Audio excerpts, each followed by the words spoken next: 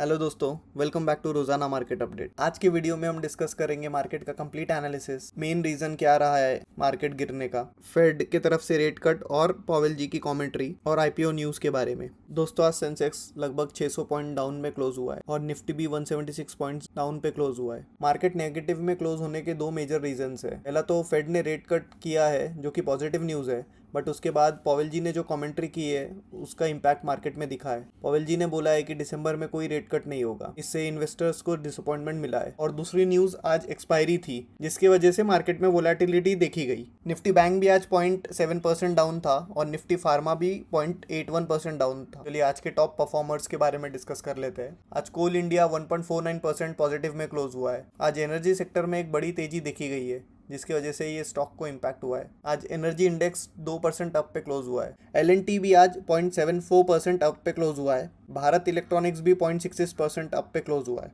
और हिंडलको इंडस्ट्रीज भी 0.60% अप पे क्लोज हुआ है। मेन रीजन स्ट्रॉन्ग बाइंग देखी गई है ग्रीन एनर्जी थीम में। ऑयल और गैस सेक्टर में भी रैली देखी गई है। चलिए टॉप लूजर्स के बारे में डिस्कस कर लेते हैं। आज डॉक्टर रेड्डीज लैब लगभग 4% डाउन में क्लोज हुआ है।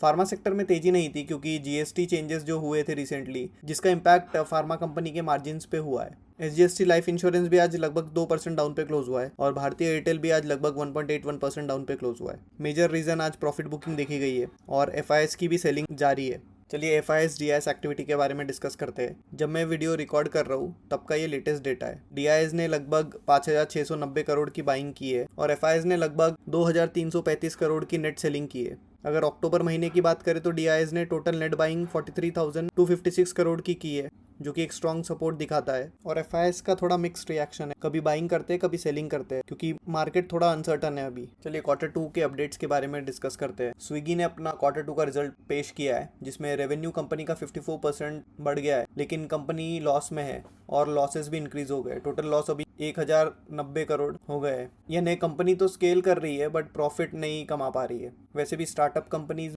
मेजरली रेवेन्यू पे फोकस करती है, उसके बाद फिर प्रॉफिट पे ध्यान देती है। आईटीसी के भी रिजल्ट आने वाले हैं। एनालिस्ट की उम्मीद है कि प्रॉफिट 2 से 11% तक ग्रो हो सकता है और सिगरेट वॉल्यूम्स और प्राइसिंग दोनों ही अच्छे थे। चलिए कौन से स्टॉक्स पे आपको नज़र बनाए रखना है वो डिस्कस कर लेते हैं क्विकली।